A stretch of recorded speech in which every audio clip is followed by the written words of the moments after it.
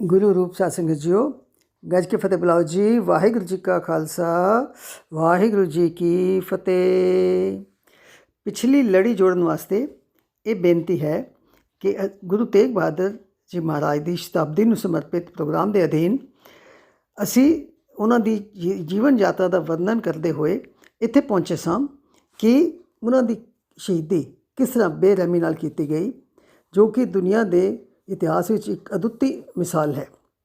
ਗੁਰੂ ਮਹਾਰਾਜ ਤਿਲਕ ਨਹੀਂ ਲਗਾਉਂਦੇ ਸਨ, ਜੰਝੂ ਨਹੀਂ ਪਾਉਂਦੇ ਸਨ, ਪਰ ਹਿੰਦੁਸਤਾਨ ਦੇ ਲੋਕਾਂ ਦੀ ਧਰਮ ਦੀ ਆਜ਼ਾਦੀ ਲਈ ਉਹ ਆਪਣੀ ਜਾਨ ਕੁਰਬਾਨ ਕਰ ਗਏ ਔਰ ਅੱਜ ਸਾਨੂੰ ਧਰਮ ਨਿਰਪੇਖ ਰਾਜ ਦਾ ਨਾਮ ਜਿਹੜਾ ਉਹ ਦੇ ਗਏ। ਸੋ ਇਸ ਸਾਰੇ ਸਾਕੇ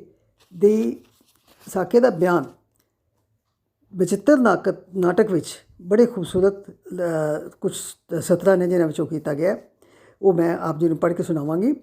ਤਿਲਕ ਜੰਝੂ ਰਾਖਾ ਪ੍ਰਭ ਤਾਕਾ, ਕੀਨੋ ਬੜੋ ਕਲੂ ਮੈਂ ਸਾਕਾ। साधन हेत इति जिन करी, शीस दिया पर सी न उचरी। धर्म हेत साका जिन किया, शीस दिया पर सिर न दिया। तो फिर उस तो बाद बड़ी एक दर्दनाक जी है तुक वो आती है। ठीकर फोर दिलीस सिर, प्रभुर किया प्यान, तेग बहादुर सी किरिया, करी न किन्हू आन।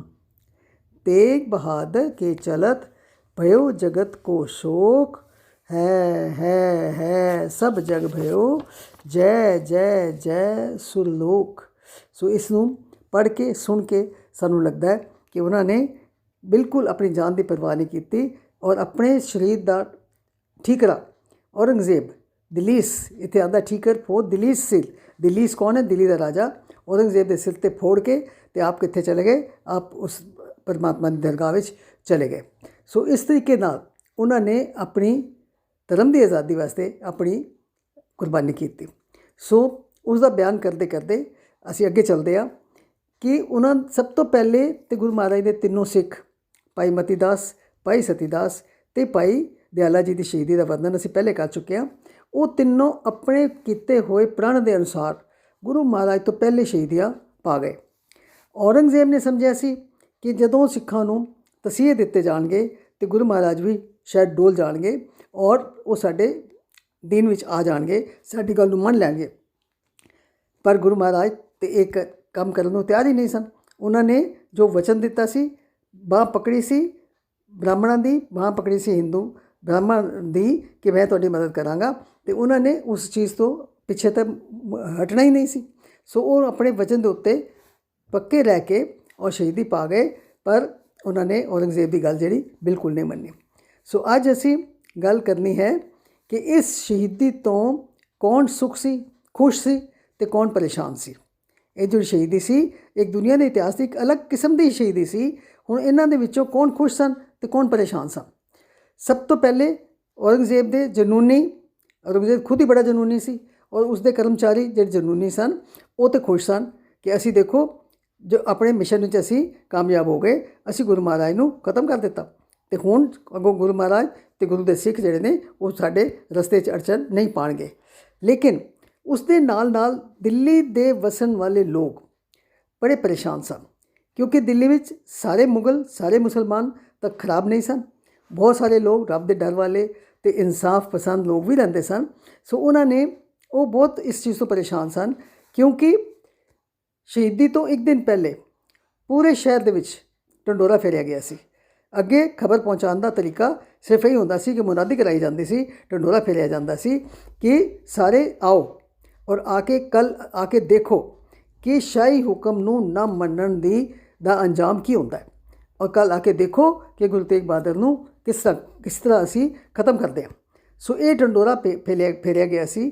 ते नाल ही दूजी गल ये कही गई सी कि औरंगजेब के हुक्म के अनुसार शहीदी तो बाद गुरु साहब के शरीर के नेड़े भी जिहड़ा लंघेगा उसनूं भी मौत की सज़ा दी जाएगी।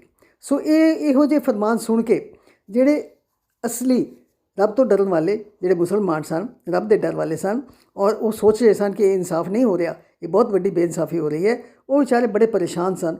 पर हालात कुछ इस किस्म के सन कि कोई कुछ बोल नहीं सकता सी। जुल्म का इतना कहर ਉਸਨੇ ਮਚਾ ਰੱਖਿਆ ਸੀ ਔਰੰਗਜ਼ੇਬ ਨੇ ਕਿ ਅੱਗੋਂ ਕੋਈ ਵੀ ਉਸ ਨੂੰ ਰਿਬਟ ਨਹੀਂ ਕਰ ਸਕਦਾ ਸੀ, ਕਬੂਲ ਨਹੀਂ ਸਕਦਾ ਸੀ, ਕਿਉਂਕਿ ਸਾਰੇ ਹੀ ਮੌਤ ਤੋਂ ਡਰਦੇ ਸਨ ਕਿ ਜਿਹੜਾ ਵੀ ਜ਼ਰਾ ਬਾਦਸ਼ਾਹ ਦੇ ਹੁਕਮ ਦੀ ਅਦੂਲੀ ਕਰੇਗਾ ਉਸ ਨੂੰ ਫੌਰਨ ਖਤਮ ਕਰ ਦਿੱਤਾ ਜਾਏਗਾ। ਲੇਕਿਨ ਇਤਨੇ ਇਹੋ ਜਿਹੇ ਹਾਲਾਤਾਂ ਦੇ ਵਿੱਚ ਜਦੋਂ ਕਿ ਸਰਕਾਰ ਜਿਹੜੇ ਉਸ ਵਕਤ ਰਾਜਾ ਸੀ ਔਰੰਗਜ਼ੇਬ, ਔਰ ਉਹ ਤਾਂ ਹੈ ਹੀ ਬੜਾ ਬਹੁਤ ਜ਼ਿਆਦਾ ਜ਼ਾਲਮ ਸੀ, ਸੋ ਉਸ ਦੇ ਹੁਕਮ ਜੋ ਢੰਡੋਰੇ ਵਿੱਚ ਬਾਰ-ਬਾਰ ਸੁਣਾਏ ਜਾਂਦੇ ਸਨ, ਉਸ ਦੇ ਹੁਕਮਾਂ ਦੇ ਅਨੁਸਾਰ ਸਾਰੀ ਦਿੱਲੀ ਦਾ ਜਿਹੜੀ ਹਵਾ ਸੀ ਉਹ ਜ਼ੁਲਮ ਨਾਲ, ਕਹਿਰ ਨਾਲ ਭਰੀ ਪਈ ਸੀ। ਔਰ ਇਹਨਾਂ ਹਾਲਾਤਾਂ ਦੇ ਵਿੱਚ ਵੀ ਧੰਨ ਸਨ ਉਹ ਗੁਰੂ ਦੇ ਸਿੱਖ। ਪਹਿਲੇ ਤਾਂ ਜਿਹੜੇ ਸ਼ਹੀਦੀਆਂ ਪਾ ਗਏ ਉਹ ਧੰਨ ਸਨ, ਅਤੇ ਉਸ ਤੋਂ ਬਾਅਦ ਕੁਝ ਸਿੱਖ ਐਸੇ ਸਨ ਜਿਨ੍ਹਾਂ ਨੇ ਇਹਨਾਂ ਫਰਮਾਨਾਂ ਦੀ, ਸ਼ਾਹੀ ਫਰਮਾਨਾਂ ਦੀ ਪਰਵਾਹ ਨਹੀਂ ਕੀਤੀ, ਆਪਣੀ ਜਾਨ ਦੀ ਪਰਵਾਹ ਨਹੀਂ ਕੀਤੀ, ਔਰ ਇਹ ਸੋਚ ਕੇ ਆਪਸ ਵਿੱਚ ਸਲਾਹ ਕਰਕੇ ਇਹ ਪ੍ਰਣ ਲਿਆ ਕਿ ਜੋ ਉਸਨੇ ਕਰ ਦਿੱਤਾ, ਪਰ ਅਸੀਂ ਗੁਰੂ ਮਹਾਰਾਜ ਦੇ ਸਰੀਰ ਨੂੰ ਰੁਲਣ ਨਹੀਂ ਦਿਆਂਗੇ। ਜ਼ੁਲਮੀ ਸਰਕਾਰ ਦੇ ਨਾਲ ਟੱਕਰ ਭਾਵੇਂ ਲਵਾਂਗੇ, ਸਾਨੂੰ ਆਪਣੀਆਂ ਜਾਨਾਂ ਦੇਣੀਆਂ ਪੈਣ, ਪਰ ਅਸੀਂ ਮਹਾਰਾਜ ਦੀ ਦੇਹ ਦਾ ਸੰਸਕਾਰ ਪੂਰੇ ਸਤਿਕਾਰ ਦੇ ਨਾਲ ਕਰਾਂਗੇ। ਹਾਲਾਂਕਿ ਇਹ ਕੋਈ ਆਸਾਨ ਖੇਡ ਨਹੀਂ ਸੀ, ਬੜੀ ਔਖੀ ਖੇਡ ਸੀ ਇਹ, ਕਿਉਂਕਿ ਜਿਸ ਤਰੀਕੇ ਦੇ ਨਾਲ ਹਵਾ ਖਰਾਬ ਸੀ, ਸਾਰਾ ਜ਼ੁਲਮ ਦੀ ਹਵਾ ਦਿੱਲੀ ਵਿੱਚ ਫੈਲੀ ਹੋਈ ਸੀ, ਕਿਸੇ ਦੀ ਜ਼ਰੂਰਤ ਨਹੀਂ ਸੀ ਕੋਈ ਗੱਲ ਕਰਨ ਦੀ। ਸੋ ਉਹਨਾਂ ਹਾਲਾਤਾਂ ਦੇ ਵਿੱਚ ਬਹੁਤ ਮੁਸ਼ਕਿਲ ਸੀ ਕਿ ਕਿਸ ਤਰੀਕੇ ਨਾਲ ਮਹਾਰਾਜ ਦੀ ਦੇਹ ਦਾ ਸੰਸਕਾਰ ਕੀਤਾ ਜਾਏਗਾ। ਪਰ ਧੰਨ ਸਨ ਉਹ ਗੁਰੂ ਦੇ ਸਿੱਖ ਜਿਨ੍ਹਾਂ ਨੇ ਇਸ ਅਸੰਭਵ ਕੰਮ ਨੂੰ ਵੀ ਸੰਭਵ ਕਰਕੇ ਦਿਖਾਇਆ, ਔਰ ਉਹਨਾਂ ਨੇ ਗੁਰੂ ਮਹਾਰਾਜ ਦੀ ਦੇਹ ਦੀ ਬੇਦਬੀ ਨਹੀਂ ਹੋਣ ਦਿੱਤੀ। ਹਾਲਾਂਕਿ ਬਾਦਸ਼ਾਹ ਨੇ ਤਾਂ ਕੋਈ ਕਸਰ ਨਹੀਂ ਛੱਡੀ ਸੀ ਕਿ ਸੜਕ ਦੇ ਉੱਤੇ ਚਾਂਦਨੀ ਚੌਕ ਦੇ ਚੌਕ ਵਿੱਚ ਦੇਹ ਪਈ ਰਹਿ ਜਾਏ, ਕੋਈ ਨੇੜਿਓਂ ਵੀ ਨਾ ਲੰਘੇ, ਕੋਈ ਚੁੱਕੇ ਵੀ ਨਾ, ਕੋਈ ਉਹਨੂੰ ਲੈ ਕੇ ਵੀ ਨਾ ਜਾਏ, ਔਰ ਇਸੇ ਤਰੀਕੇ ਨਾਲ ਕਈ ਦਿਨ ਤੱਕ ਉਹ ਸੜਕ ਦੇ ਉੱਤੇ ਮਹਾਰਾਜ ਦਾ ਸਰੀਰ ਜਿਹੜਾ ਉਹ ਪਿਆ ਰਹੇ, ਔਰ ਇਸੇ ਤਰੀਕੇ ਨਾਲ ਉਹ ਖਤਮ ਹੋ ਜਾਏ। ਉਹਨੂੰ ਚੁੱਕਣ ਦੀ ਇਜਾਜ਼ਤ ਕਿਸੇ ਨੂੰ ਸੀ ਨਹੀਂ। ਇਤਨਾ ਸਖਤ ਪਹਿਰਾ ਸੀ। ਕੋਤਵਾਲੀ ਦੇ ਬਾਹਰ ਬਹੁਤ ਕੋਤਵਾਲੀ ਹੁੰਦੀ ਸੀ ਪਹਿਲੇ, ਇੱਥੇ ਜਿੱਥੇ ਅਸੀਂ ਹੁਣ ਗੁਰਦੁਆਰਾ ਸੀਸ ਗੰਜ ਦੇਖਦੇ ਹਾਂ, ਇਸ ਦੇ ਨਾਲ ਇੱਕ ਕੋਤਵਾਲੀ ਦਾ ਮਤਲਬ ਬਹੁਤ ਵੱਡਾ ਥਾਣਾ, ਔਰ ਉਸ ਦੇ ਅੰਦਰ ਬਹੁਤ ਸਾਰੇ ਪਹਿਰੇਦਾਰ, ਚੌਕੀਦਾਰ ਜੋ ਸਰਕਾਰੀ ਕਰਮਚਾਰੀ ਸਨ ਉਹ ਉਸ ਦੇ ਅੰਦਰ ਰਹਿੰਦੇ ਸਨ। ਸੋ ਉਹਨਾਂ ਨੂੰ ਸਖਤ ਹਿਦਾਇਤ ਦਿੱਤੀ ਗਈ ਸੀ ਕਿ ਤੁਸੀਂ ਪੱਕਾ ਪੂਰਾ ਪਹਿਰਾ ਦੇਣਾ, ਔਰ ਕੋਈ ਬੰਦਾ ਇਸ ਦੇ ਨਾਲ ਇੱਥੇ ਨਾ ਲੰਘੇ ਵੀ ਨਾ, ਜਿਹੜਾ ਲੰਘੇਗਾ ਉਸ ਨੂੰ ਪਕੜ ਲਓ, ਔਰ ਉਸ ਦੇ ਵਾਸਤੇ ਵੀ ਉਹਦੀ ਸਜ਼ਾ ਕੀ ਹੈ ਕਿ ਉਸ ਨੂੰ ਮੌਤ ਦੀ ਸਜ਼ਾ ਮਿਲੇਗੀ ਕਿ ਤੂੰ ਆ ਕੇ ਕੋਲੋਂ ਲੰਘਿਆ ਵੀ ਕਿਉਂ।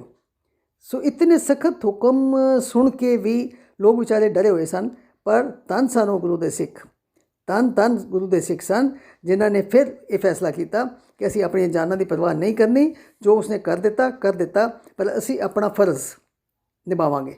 ਸੋ ਉਹਨਾਂ ਨੇ ਇਹ ਪ੍ਰਣ ਲਿਆ ਕਿ ਅਸੀਂ ਕਿਸੇ ਵੀ ਤਰੀਕੇ ਗੁਰੂ ਮਹਾਰਾਜ ਦੀ ਦੇਹ ਨੂੰ ਉੱਥੋਂ ਚੁੱਕ ਕੇ ਅਤੇ ਉਹ ਪੂਰੇ ਸਤਿਕਾਰ ਦੇ ਨਾਲ ਉਸ ਦਾ ਅਸੀਂ ਸੰਸਕਾਰ ਕਰਾਂਗੇ। ਸੋ ਉਹਨਾਂ ਦਾ ਜਿਹੜਾ ਪ੍ਰਣ ਸੀ ਉਸ ਨੂੰ ਪੂਰਾ ਕਰਨਾ ਕੋਈ ਆਸਾਨ ਕੰਮ ਤਾਂ ਹੈ ਹੀ ਨਹੀਂ ਸੀ। ਸਭ ਤੋਂ ਪਹਿਲੇ ਇਹ ਕਿ ਆਪਸ ਵਿੱਚ ਮਿਲਣਾ, ਫਿਰ ਆਪਸ ਵਿੱਚ ਗੱਲ ਕਰਨੀ, ਆਪਸ ਵਿੱਚ ਸਲਾਹ ਕਰਨੀ, ਫਿਰ ਉਸ ਤੋਂ ਬਾਅਦ ਐਕਸ਼ਨ ਲੈਣ ਵਾਸਤੇ ਕੋਈ ਸਟ੍ਰੈਟਜੀ ਬਣਾਉਣੀ ਕਿ ਇਹਨੂੰ ਕਿਵੇਂ ਕੀਤਾ ਜਾਏ, ਕਿਉਂਕਿ ਇਹ ਬੜਾ ਕੰਮ ਜਿਹੜਾ ਸੀ ਬੜਾ ਇੰਪੋਸੀਬਲ ਸੀ, ਕਿਉਂਕਿ ਸਾਰੇ ਪਾਸੇ ਪਹਿਰੇਦਾਰ ਸਨ, ਸਖਤ ਪਹਿਰਾ ਲੱਗਿਆ ਹੋਇਆ ਸੀ, ਚਾਂਦਨੀ ਚੌਕ ਦੇ ਨੇੜੇ ਵੀ ਕੋਈ ਲੰਘ ਨਹੀਂ ਸਕਦਾ ਸੀ। ਪਰ ਕਿਸ ਤਰੀਕੇ ਦੇ ਨਾਲ ਉਹਨਾਂ ਨੇ ਇਸ ਤਰੀਕ ਨੂੰ ਅੰਜਾਮ ਦਿੱਤਾ, ਉਹ ਵਾਕਈ ਜਿਉਂ ਅਸੀਂ ਇਤਿਹਾਸ ਪੜ੍ਹਦੇ ਹਾਂ ਅਸੀਂ ਹੈਰਾਨ ਹੋ ਜਾਂਦੇ ਹਾਂ ਕਿ ਧੰਨ ਸਨ ਉਹ ਗੁਰੂ ਦੇ ਸਿੱਖ।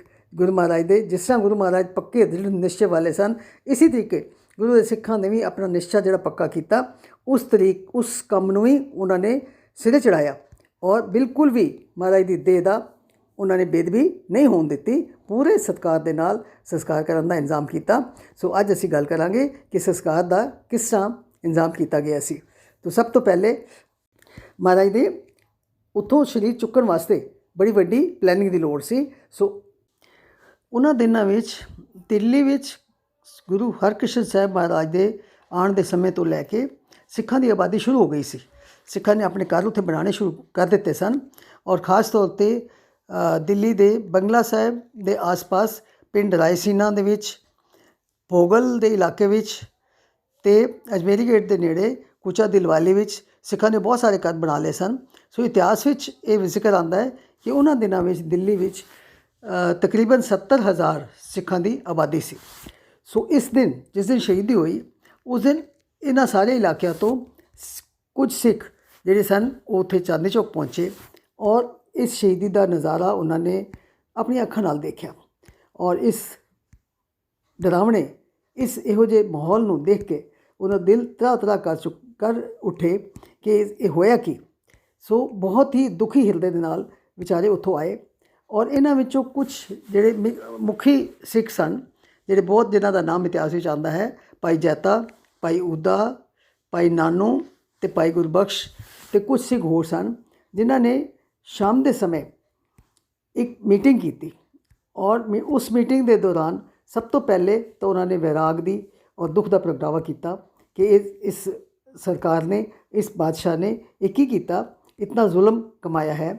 ਸੋ ਉਸ ਦੀ ਗੱਲ ਕਰਨ ਤੋਂ ਬਾਅਦ ਫਿਰ ਉਹਨਾਂ ਨੇ ਆਪਸ ਵਿੱਚ ਇਹ ਵਿਚਾਰ ਕੀਤੀ ਕਿ ਹੁਣ ਸਾਨੂੰ ਕੀ ਕਰਨਾ ਚਾਹੀਦਾ, ਹੁਣ ਸਾਨੂੰ ਕੀ ਕਰਨਾ ਚਾਹੀਦਾ ਹੈ ਕਿ ਮਹਾਰਾਜ ਦੀ ਦੇਹ ਚਾਂਦਨੀ ਚੌਕ ਦੇ ਬਿਲਕੁਲ ਚੌਕ ਵਿੱਚ ਜਿੱਥੇ ਫੁਆਰਾ ਹੈ ਉੱਥੇ ਹੀ ਸੀਸਗੰਜ ਜਿੱਥੇ ਗੁਰਦੁਆਰਾ ਸੀਸਗੰਜ ਸਾਹਿਬ ਹੈ ਕਿਤੇ ਉੱਥੇ ਪਈ ਹੈ। ਸੋ ਸਾਨੂੰ ਹੁਣ ਕੁਝ ਹਿੰਮਤ ਕਰਨੀ ਚਾਹੀਦੀ ਹੈ ਕਿ ਕਮ ਸੇ ਕਮ ਮਹਾਰਾਜ ਦੀ ਦੇਹ ਦਾ ਸੰਸਕਾਰ ਕਰਨਾ ਚਾਹੀਦਾ। ਪਰ ਇਹ ਕੰਮ ਜਿਹੜਾ ਸੀ ਇਹ ਬੜਾ ਔਖਾ ਸੀ। ਸੋ ਵਿਚਾਰੇ ਵਿਚਾਰ ਕਰ ਰਹੇ ਸਨ ਕਿ ਇੱਥੇ ਸ਼ਾਹੀ ਪਹਿਰੇ ਦੇ ਵਿੱਚ ਰੱਖੇ ਹੋਏ ਉਸ ਸਰੀਰ ਨੂੰ ਚੁੱਕਿਆ ਕਿਵੇਂ ਜਾਏ ਔਰ ਫਿਰ ਉਸ ਤੋਂ ਬਾਅਦ ਉਹਨਾਂ ਦਾ ਸੰਸਕਾਰ ਇੱਥੇ ਕਿਤੇ ਕੀਤਾ ਜਾਏ ਜਾਂ ਦੇਹ ਨੂੰ ਕਿਸੇ ਤਰੀਕੇ ਅਨੰਦਪੁਰ ਸਾਹਿਬ ਗੁਰੂ ਗੋਬਿੰਦ ਸਿੰਘ ਜੀ ਮਹਾਰਾਜ ਤੱਕ ਪਹੁੰਚਾਇਆ ਜਾਏ। ਸੋ ਅਜੇ ਬੜੇ ਵਿਚਾਰ ਕਰ ਰਹੇ ਸਨ ਕਿਉਂਕਿ ਕੰਮ ਤਾਂ ਬੜਾ ਔਖਾ ਸੀ। ਤੇ ਫਿਰ ਵੀ ਉਹਨਾਂ ਨੂੰ ਖਬਰ ਇਹ ਮਿਲੀ ਕਿ ਦਿੱਲੀ ਦਾ ਇੱਕ ਬੜਾ ਮਸ਼ਹੂਰ ਸਿੱਖ ਸੀ, ਉਸ ਵਕਤ ਦਿੱਲੀ ਦੇ ਵਿੱਚ ਬੜਾ ਪ੍ਰਸਿੱਧ ਸਿੱਖ ਜਿਹੜਾ ਸੀ ਉਹ ਲੱਖੀ ਸ਼ਾਹ ਸੀ। ਲੱਖੀ ਸ਼ਾਹ ਰਾਇਸੀਨਾ ਦੇ ਰਹਿਣ ਵਾਲਾ ਲੱਖੀ ਸ਼ਾਹ ਬਹੁਤ ਪ੍ਰਸਿੱਧ ਸੀ ਔਰ ਸਿੱਖੀ ਸਰਕਲ ਦੇ ਵਿੱਚ ਉਸਦੀ ਬੜੀ ਇੱਜ਼ਤ ਸੀ, ਉਸਦਾ ਬੜਾ ਨਾਮ ਸੀ। ਸੋ ਉਹਨਾਂ ਦੇ ਵਿੱਚੋਂ ਕਿਸੇ ਬੰਦੇ ਨੇ ਖਬਰ ਦਿੱਤੀ ਕਿ ਰਾਇਸੀਨਾ ਵਾਲਾ ਲੱਖੀ ਸ਼ਾਹ ਜਿਹੜਾ ਹੈ ਉਹ ਨਾਰਨੌਲ ਤੋਂ ਅੱਜ ਹੀ ਵਾਪਸ ਆਇਆ ਔਰ ਬਹੁਤ ਸਾਰਾ ਸਮਾਨ ਆਪਣੇ ਗੱਡਿਆਂ 'ਚ ਲੱਦ ਕੇ ਲਿਆਇਆ ਔਰ ਜਮਨਾ ਪਾਰ ਉਸਨੇ ਆਪਣਾ ਡੇਰਾ ਬਣਾਇਆ ਔਰ ਹੌਲੀ ਹੌਲੀ ਕਰਕੇ ਫਿਰ ਉਹ ਗੱਡੇ ਜਿਹੜੇ ਨੇ ਉਹ ਇੱਧਰ ਸ਼ਹਿਰ ਵਾਲੇ ਪਾਸੇ ਲਿਆਏਗਾ। ਸੋ ਕਿਉਂ ਨਾ ਅਸੀਂ ਉਸ ਦੀ ਮਦਦ ਲਈਏ।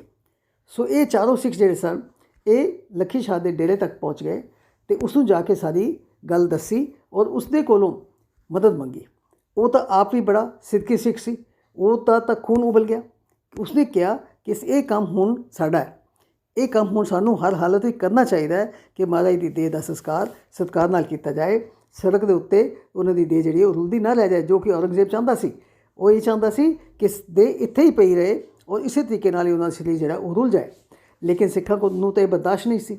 ਸੋ ਉਹਨਾਂ ਨੇ ਜੋ ਸਲਾਹ ਕੀਤੀ, ਫਟਾਫਟ ਲੱਖੀ ਸ਼ਾਹ ਨੇ ਕਿਹਾ ਕਿ ਗੱਡੇ ਤਿਆਰ ਖੜੇ ਨੇ ਅਤੇ ਅਸੀਂ ਹੁਣੇ ਚੱਲਾਂਗੇ ਅਤੇ ਚਾਂਦਨੀ ਚੌਕ ਜਾ ਕੇ ਅਤੇ ਉੱਥੋਂ ਕੋਸ਼ਿਸ਼ ਕਰਾਂਗੇ ਗੁਰੂ ਮਹਾਰਾਜ ਦਾ ਸਰੀਰ ਜਿਹੜਾ ਉੱਥੋਂ ਚੁੱਕ ਲਵਾਂਗੇ। ਸੋ ਉਹ ਆਪਣਾ ਗੱਡਾ ਲੈ ਕੇ ਸਭ ਤੋਂ ਅੱਗੇ ਚੱਲ ਪਿਆ। ਭਾਈ ਲੱਖੀ ਸ਼ਾਹ ਅੱਗੇ ਚੱਲ ਪਿਆ ਔਰ ਉਸਨੇ ਬੜਾ ਤੇਜ਼ ਚਾਂਦਨੀ ਚੌਕ ਵਾਲੇ ਪਾਸੇ ਬੜਾ ਤੇਜ਼ ਆਪਣਾ ਗੱਡਾ ਜਿਹੜਾ ਸੀ ਉਹ ਦੌੜਾਇਆ। ਹੁਣ ਦੇਖੋ ਕੁਦਰਤ ਦਾ ਕਰਿਸ਼ਮਾ, ਕੁਦਰਤ ਵੀ ਰੋ ਰਹੀ ਸੀ। ਕੁਦਰਤ ਵੀ ਉਸ ਵਕਤ ਰੋ ਰਹੀ ਸੀ ਇਸ ਜ਼ੁਲਮ ਨੂੰ ਦੇਖ ਕੇ। ਸੋ ਉਸ ਵਕਤ ਹਨੇਰੀ ਬੜੀ ਤੇਜ਼ ਆਈ, ਹਨੇਰਾ ਹੋ ਗਿਆ, ਹਨੇਰੀ ਆ ਗਈ, ਬੜੀ ਠੰਡੀ ਹਵਾ ਚੱਲਣ ਲੱਗ ਪਈ, ਹਨੇਰਾ ਵੀ ਹੋਣਾ ਸ਼ੁਰੂ ਹੋ ਗਿਆ। ਸੋ ਉਸ ਮੌਕੇ ਦੇ ਵਿੱਚ ਕੀ ਹੋਇਆ ਕਿ ਜਿਹੜੇ ਪਹਿਰੇਦਾਰ ਸਨ, ਜਿਨ੍ਹਾਂ ਦਾ ਪਹਿਰਾ ਲੱਗਿਆ ਹੋਇਆ ਸੀ, ਉੱਥੇ ਮੌਸਮ ਖਰਾਬ ਹੋਣ ਕਰਕੇ ਔਰ ਉਹ ਬੇਫਿਕਰ ਵੀ ਹੋ ਗਏ ਸਨ ਕਿ ਹੁਣ ਇਸ ਵੇਲੇ ਇਤਨੇ ਖਰਾਬ ਮੌਸਮ ਇੱਥੇ ਕੌਣ ਆਉਣ ਲੱਗਾ। ਸੋ ਉਹ ਥੱਕ ਟੁੱਟ ਕੇ ਔਰ ਅੰਦਰ ਕੋਤਵਾਲੀ ਦੇ ਅੰਦਰ ਜਾ ਕੇ ਬੈਠ ਗਏ ਅਤੇ ਅੱਧੇ ਸੁੱਤੇ ਅੱਧੇ ਜਾਗਤੇ ਉੱਥੇ ਉਹ ਆਰਾਮ ਕਰਨ ਲੱਗ ਪਏ। ਅਵੇਸਲੇ ਹੋ ਗਏ ਕਿ ਇੰਨੇ ਖਰਾਬ ਮੌਸਮ ਦੇ ਵਿੱਚ ਇੱਥੇ ਕੌਣ ਆ ਰਿਹਾ। ਪਹਿਲੇ ਸਾਰੇ ਪਹਿਰਾਦਾਰ ਹੀ ਕਿਸੇ ਟਾਈਮ 'ਤੇ ਅਵੇਸਲੇ ਹੋ ਜਾਂਦੇ ਨੇ, ਤਾਂ ਹੀ ਕੋਈ ਘਟਨਾ ਇਹੋ ਜਿਹੀ ਵਾਪਰਦੀ ਹੈ। ਸੋ ਉੱਥੇ ਜਦੋਂ ਲੱਖੀ ਸ਼ਾਹ ਦਾ ਗੱਡਾ ਪਹੁੰਚਿਆ ਅਤੇ ਕੁਦਰਤ ਦਾ ਕਰਿਸ਼ਮਾ ਐਸਾ ਹੋਇਆ ਕਿ ਬਿਜਲੀ ਕੜਕੀ, ਬੜੀ ਜ਼ੋਰ ਦੀ ਬਿਜਲੀ ਕੜਕੀ ਔਰ ਉਸ ਰੋਸ਼ਨੀ ਦੇ ਵਿੱਚ ਉਸਨੂੰ ਮਹਾਰਾਜ ਦੀ ਦੇਹ ਜਿਹੜੀ ਉਹ ਨਜ਼ਰ ਆ ਗਈ। ਉਸਨੇ ਫਟਾਫਟ ਆਪਣੇ ਨਾਲ ਦੇ ਬੰਦੇ, ਜਿਹੜੇ ਗੱਡੇ ਵਿੱਚ ਇੱਕ ਦੋ ਬੰਦੇ ਹੋਰ ਸਨ, ਉਹਨਾਂ ਦੀ ਸਹਾਇਤਾ ਨਾਲ ਫਟਾਫਟ ਉਸਨੇ ਦੇਹ ਨੂੰ ਚੁੱਕਿਆ ਅਤੇ ਆਪਣੇ ਗੱਡੇ 'ਚ ਲੱਦ ਲਿਆ ਔਰ ਉਸਨੇ ਇੰਤਜ਼ਾਰ ਨਹੀਂ ਕੀਤੀ ਕਿ ਮੈਂ ਹੁਣ ਬਾਕੀ ਜਿਹੜਾ ਹਿੱਸਾ ਹੈ, ਯਾਨੀ ਕਿ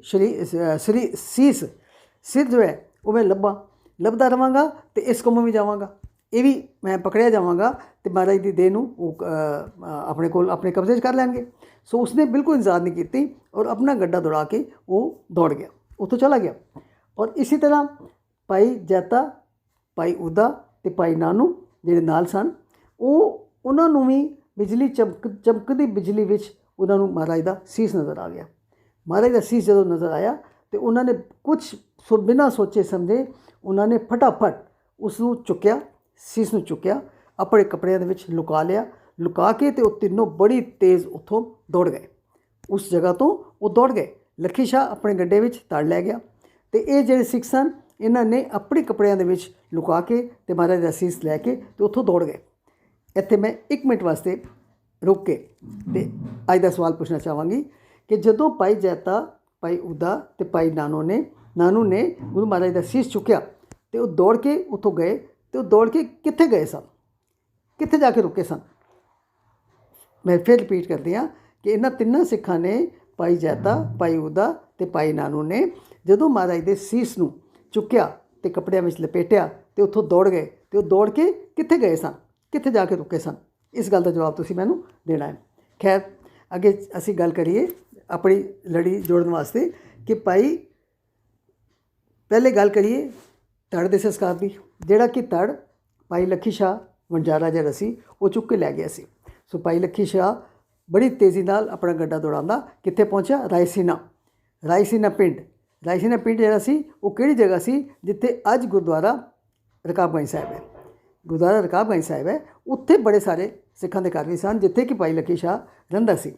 ਉਹ ਜਦੋਂ ਉੱਥੇ ਪਹੁੰਚਿਆ ਤੇ ਉਸਨੇ ਹੋਰ ਵੀ ਤੇਜ਼ੀ ਨਾਲ ਫਟਾਫਟ ਜਾ ਕੇ ਉਸਨੇ ਕੀ ਕੀਤਾ ਕਿ ਮਹਾਰਾਜ ਦਾ ਧੜ ਆਪਣੇ ਘਰ ਦੇ ਅੰਦਰ ਰੱਖਿਆ ਕਿ ਖਬਰ ਬਾਹਰ ਫੈਲੇ। ਇਸ ਤੋਂ ਪਹਿਲੇ ਹੀ ਉਸਨੇ ਪੂਰੇ ਸਤਿਕਾਰ ਨਾਲ ਪਾਠ ਕਰਕੇ, ਪੂਰੇ ਤਰੀਕੇ ਦੇ ਨਾਲ, ਪੂਰੇ ਸਤਿਕਾਰ ਦੇ ਨਾਲ, ਅਦਬ ਦੇ ਨਾਲ ਉਸਨੇ ਆਪਣੇ ਘਰ ਦੇ ਅੰਦਰ ਮਹਾਰਾਜ ਦੇ ਧੜ ਨੂੰ ਪਲੰਗ ਉੱਤੇ ਰੱਖਿਆ ਤੇ ਆਪਣੇ ਘਰ ਨੂੰ ਅੱਗ ਲਗਾ ਦਿੱਤੀ ਔਰ ਬਾਹਰ ਸ਼ੋਰ ਮਚਾ ਦਿੱਤਾ, ਓਹੋ ਮੇਰੇ ਘਰ ਨੂੰ ਅੱਗ ਲੱਗ ਗਈ, ਮੇਰੇ ਘਰ ਨੂੰ ਅੱਗ ਲੱਗ ਗਈ। ਕਿਉਂਕਿ ਉਸ ਨੂੰ ਪਤਾ ਸੀ ਕਿ ਜੇ ਖਬਰ ਬਾਹਰ ਫੈਲ ਗਈ ਤਾਂ ਮੈਨੂੰ ਇਹ ਕੰਮ ਕੋਈ ਕਰਨ ਨਹੀਂ ਦੇਗਾ। ਇਸ ਕਰਕੇ ਬਾਅਦ ਜੋ ਹੋਏਗਾ ਦੇਖੀ ਜਾਏਗੀ, ਜੋ ਸਜ਼ਾ ਮਿਲੇਗੀ ਉਹ ਮੈਂ ਭੁਗਤ ਲਵਾਂਗਾ। ਲੇਕਿਨ ਇੱਕ ਵਾਰੀ ਮਹਾਰਾਜ ਦੀ ਦੇਹ ਦਾ ਸੰਸਕਾਰ ਜਿਹੜਾ ਹੈ ਉਹ ਸਤਿਕਾਰ ਨਾਲ ਹੋ ਜਾਏ, ਮਹਾਰਾਜ ਦੀ ਦੇਹ ਬਾਹਰ ਸੜਕ ਉੱਤੇ ਰੁਲਦੀ ਨਾ ਰਹਿ ਜਾਏ। ਧੰਨ ਸੀ ਉਹ ਸਿੱਖ ਜਿਸਨੇ ਕਿ ਆਪਣਾ ਘਰ ਅੱਗ ਲਗਾ ਕੇ ਬਿਲਕੁਲ ਰਾਖ ਕਰ ਦਿੱਤਾ ਔਰ ਉਸਨੇ ਗੁਰੂ ਮਹਾਰਾਜ ਦੇ ਧੜ ਦਾ ਪੂਰੇ ਸਤਿਕਾਰ ਦੇ ਨਾਲ ਉਹ ਸੰਸਕਾਰ ਕੀਤਾ। ਹਾਲਾਂਕਿ ਉਸਨੇ ਦੇਖੋ ਆਪਣੇ ਘਰ ਦੀ ਕੁਰਬਾਨੀ ਕੀਤੀ, ਆਪਣਾ ਘਰ ਸਾੜ ਦਿੱਤਾ, ਲੇਕਿਨ ਹਮੇਸ਼ਾ ਵਾਸਤੇ ਉਹ ਦੁਨੀਆ 'ਤੇ ਅਮਰ ਹੋ ਗਿਆ। ਅੱਜ ਦੇਖੋ ਅਸੀਂ ਜਦੋਂ ਰਕਾਬਗੰਜ ਸਾਹਿਬ ਜਾਂਦੇ ਹਾਂ ਤਾਂ ਸਭ ਤੋਂ ਪਹਿਲੇ ਸਾਨੂੰ ਸਾਹਮਣੇ ਕੀ ਨਜ਼ਰ ਆਉਂਦਾ? ਭਾਈ ਲੱਖੀ ਸ਼ਾਹ ਵਣਜਾਰਾ ਹਾਲ। ਕਿੰਨਾ ਵੱਡਾ ਹਾਲ ਹੈ ਔਰ ਦੁਨੀਆ ਦੇ ਸਭ ਤੋਂ ਵੱਡੇ ਸਮਾਗਮ ਉੱਥੇ ਕੀਤੇ ਜਾਂਦੇ ਨੇ ਔਰ ਹਰ ਜਗ੍ਹਾ ਦੇ ਉੱਤੇ, ਹਰ ਇਸ਼ਤਿਹਾਰ 'ਤੇ ਜਿੱਥੇ ਵੀ ਹੁੰਦਾ ਉੱਥੇ ਲਿਖਿਆ ਜਾਂਦਾ ਕਿ ਜੇ ਇਹ ਸਮਾਗਮ ਕਿੱਥੇ ਹੋਏਗਾ? ਭਾਈ ਲੱਖੀ ਸ਼ਾਹ ਵਣਜਾਰਾ ਹਾਲ 'ਚ ਹੋਏਗਾ। ਕਿਤਨੇ ਵਿਆਹ ਸ਼ਾਦੀਆਂ ਉੱਥੇ ਹੁੰਦੇ ਨੇ, ਕਿਤਨੀ ਸੰਗਤ ਉੱਥੇ ਜੁੜਦੀ ਹੈ ਔਰ ਨਾਮ ਕਿਸ ਦਾ ਹੁੰਦਾ? ਭਾਈ ਲੱਖੀ ਸ਼ਾਹ ਦਾ। ਸੋ ਜਿਸਨੇ ਵੀ ਕੋਈ ਕੁਰਬਾਨੀ ਕੀਤੀ ਉਹ ਆਪਣੀ ਦੁਨੀਆ ਦੇ ਵਿੱਚ ਆਪਣਾ ਨਾਮ ਕਮਾ ਗਿਆ ਔਰ ਹਮੇਸ਼ਾ ਵਾਸਤੇ ਉਹ ਅਮਰ ਹੋ ਗਿਆ। ਖੈਰ, ਉਸਨੇ ਆਪਣਾ ਕੰਮ ਤਾਂ ਕਰ ਦਿੱਤਾ ਔਰ ਖਬਰ ਤਦ ਤੱਕ ਸਵੇਰ ਹੋ ਗਈ ਸੀ। ਸਵੇਰ ਹੁੰਦਿਆਂ ਹੀ ਇੱਕਦਮ ਖਬਰ ਇਹ ਫੈਲ ਗਈ। ਸਵੇਰੇ ਪਹਿਰਾਦਾਰਾਂ ਨੇ ਜਦੋਂ ਦੇਖਿਆ ਕਿ ਸੜਕ ਦੇ ਉੱਤੇ ਨਾ ਤਾਂ ਸੀਸ ਹੈ ਅਤੇ ਨਾ ਧੜ ਹੈ, ਇਹ ਕਿੱਥੇ ਗਾਇਬ ਹੋ ਗਏ? ਇਤਨੇ ਪਰੇਸ਼ਾਨ ਸਨ ਕਿ ਇਤਨੇ ਸਖਤ ਪਹਿਰੇ ਦੇ ਵਿੱਚ, ਇਤਨੇ ਸਖਤ ਪਹਿਰੇ ਹੁੰਦਿਆਂ ਹੋਇਆਂ ਵੀ ਇਹ ਕੌਣ ਲੋਕ ਨੇ ਜੋ ਇਹ ਜਿਹੇ ਕੰਮ ਕਰ ਲੈਂਦੇ ਨੇ ਔਰ ਉਹ ਮਹਾਰਾਜ ਦੀ ਦੇਹ ਚੁੱਕ ਕੇ ਲੈ ਗਏ। ਬਹੁਤ ਪਰੇਸ਼ਾਨ ਹੋਏ, ਲੇਕਿਨ ਅਜੇ ਜਦ ਤੱਕ ਕਿ ਉਹ ਕੋਈ ਐਕਸ਼ਨ ਲੈਂਦੇ, ਕੋਈ ਇਸ ਦੇ ਖੋਜ ਕਰਦੇ ਕਿ ਕਿੱਥੇ ਗਿਆ ਸੀਸ ਅਤੇ ਕਿੱਥੇ ਗਿਆ ਧੜ ਅਤੇ ਕਿੱਥੇ ਗਈ ਦੇਹ। ਸੋ ਉਹ ਉਸ ਤੋਂ ਪਹਿਲੇ ਹੀ ਭਾਈ ਲੱਖੀ ਸ਼ਾਹ ਤੇ ਆਪਣੇ ਘਰ ਨੂੰ ਅੱਗ ਲਗਾ ਕੇ ਤੇ ਮਹਾਰਾਜ ਦਾ ਸੰਸਕਾਰ, ਧੜ ਦਾ ਸੰਸਕਾਰ ਕਰ ਚੁੱਕਾ ਸੀ ਔਰ ਕੋਈ ਕਾਰਵਾਈ ਹੋ ਨਹੀਂ ਪਾਈ। ਉਹ ਵਿਚਾਰੇ ਹੱਥ ਮਲਦੇ ਹੀ ਰਹਿ ਗਏ ਕਿ ਅਸੀਂ ਸਾਰੀ ਰਾਤ ਪਹਿਰੇ ਦਿੰਦੇ ਰਹੇ ਔਰ ਦੇਖੋ ਕੌਣ ਜਿਹੜੇ ਸਨ ਉਹ ਆਪਣਾ ਮਹਾਰਾਜ ਦੀ ਦੇਹ ਨੂੰ ਚੁੱਕ ਕੇ ਲੈ ਗਏ। ਸੋ ਇਸ ਦੀ ਇਹ ਕੁਰਬਾਨੀ ਜਿਹੜੀ ਸੀ ਇਹ ਕਿਸ ਨੇ ਕੀਤੀ? ਭਾਈ ਲੱਖੀ ਸ਼ਾਹ ਵਣਜਾਰੇ ਨੇ, ਜਿਸ ਦੇ ਨਾਮ 'ਤੇ ਅਸੀਂ ਅੱਜ ਲੱਖੀ ਸ਼ਾਹ ਵਣਜਾਰਾ ਹਾਲ ਜਿਹੜਾ ਉਹ ਅਸੀਂ ਦੇਖਦੇ ਹਾਂ। ਖੈਰ, ਬਾਕੀ ਜਿਹੜੀ ਦੂਸਰੀ ਗੱਲ ਮਹਾਰਾਜ ਦੇ ਸੀਸ ਦੇ ਸਤਿਕਾਰ ਦੀ ਉਹ ਅਗਲੀ ਵਾਰੀ ਵਿੱਚ ਕਰਾਂਗੇ, ਕਿਉਂਕਿ ਬੜੀ ਲੰਬੀ ਕਹਾਣੀ ਹੈ। ਉਹ ਬਹੁਤ ਹੀ ਲੰਬੀ ਸਾਖੀ ਹੈ ਕਿ ਮਹਾਰਾਜ ਦਾ ਸੀਸ ਦਾ ਸੰਸਕਾਰ ਕਿਵੇਂ ਹੋਇਆ ਅਤੇ ਕਿੱਥੇ ਹੋਇਆ। ਉਹ ਬੜੀ ਹੀ ਲੰਬੀ ਸਾਖੀ ਹੈ। ਸੋ ਉਸ ਨੂੰ ਅਗਲੀ ਵਾਰੀ ਅਸੀਂ ਕਰਾਂਗੇ। ਔਰ ਉਸ ਤੋਂ ਬਾਅਦ ਇੱਕ ਗੱਲ ਹੋਰ ਵੀ ਕਿ ਜਿਹੜੇ ਤਿੰਨ ਸਿੱਖਾਂ ਦੀ ਸ਼ਹੀਦੀ ਹੋਈ ਸੀ, ਭਾਈ ਮਤੀ ਦਾਸ, ਭਾਈ ਸਤੀ ਦਾਸ ਅਤੇ ਭਾਈ ਦਿਆਲਾ ਜੀ, ਉਹਨਾਂ ਦੀ ਅਗਲੇ ਦਿਨ ਤੱਕ, ਅਗਲਾ ਦਿਨ ਕਿਹੜਾ ਸੀ? ਜਦੋਂ ਗੁਰੂ ਤੇਗ ਬਹਾਦਰ ਦੀ ਸ਼ਹੀਦੀ ਹੋਈ, ਅਗਲੇ ਦਿਨ ਤੱਕ ਉਹਨਾਂ ਦੇ ਕੋਈ ਪਤਾ ਨਹੀਂ ਸੀ ਕਿ ਉਹਨਾਂ ਦੀ ਲਾਸ਼ਾਂ ਕਿੱਥੇ ਗਈਆਂ। ਸੋ ਇਸ ਦੀ ਗੱਲ ਵੀ ਅਸੀਂ ਅਗਲੀ ਵਾਰੀ ਕਰਾਂਗੇ ਕਿ ਉਹਨਾਂ ਤਿੰਨਾਂ ਲਾਸ਼ਾਂ ਦਾ ਕੀ ਹੋਇਆ ਅਤੇ ਮਹਾਰਾਜ ਦੇ ਸੀਸ ਦਾ ਕੀ ਹੋਇਆ ਅਤੇ ਇਹਨਾਂ ਸਾਰਿਆਂ ਦੇ ਸੰਸਕਾਰ ਕਿਸ ਤਰੀਕੇ ਨਾਲ ਕੀਤੇ ਗਏ। ਸੋ ਅੱਜ ਦਾ ਪ੍ਰੋਗਰਾਮ ਇੱਥੇ ਹੀ ਸਮਾਪਤ ਹੈ ਜੀ। ਭੁੱਲਾਂ ਚੁੱਕਾਂ ਦੀ ਖਿਮਾ। ਵਾਹਿਗੁਰੂ ਜੀ ਕਾ ਖਾਲਸਾ, ਵਾਹਿਗੁਰੂ ਜੀ ਕੀ ਫਤਿਹ।